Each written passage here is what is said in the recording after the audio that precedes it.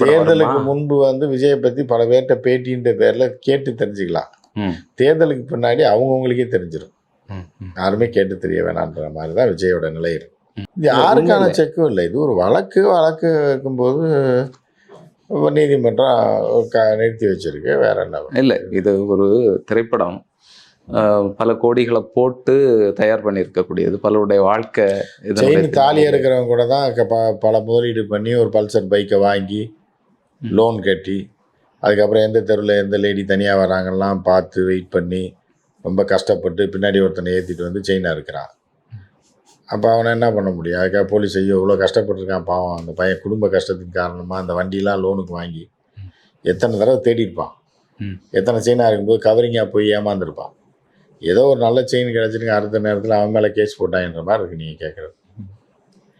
அதே ஒரு திருட்டு படம். அந்த படத்தை சென்சார் முடிவு பண்ணணும். சென்சார் தானே முடிவு பண்ணணும். நீங்கள் நானும் முடிவு பண்ண முடியாது. ரத்தத்தை நக்கிற காட்சிலாம் இருக்குது.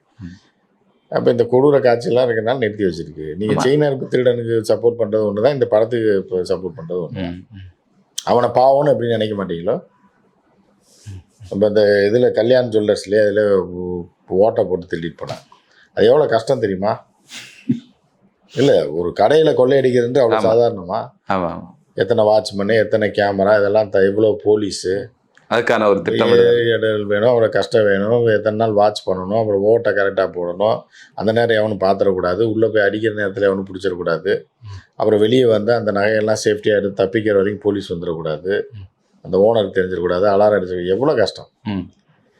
ஸோ அப்படி இருக்கும்போது அப்போ அவனை மட்டும் நீங்கள் கேட்க மாட்டேங்க, ஜனநாயகனுக்கு மட்டும் கேட்குறீங்க அப்படிங்கிற மாதிரி தான் மக்கள் கேட்பாங்க.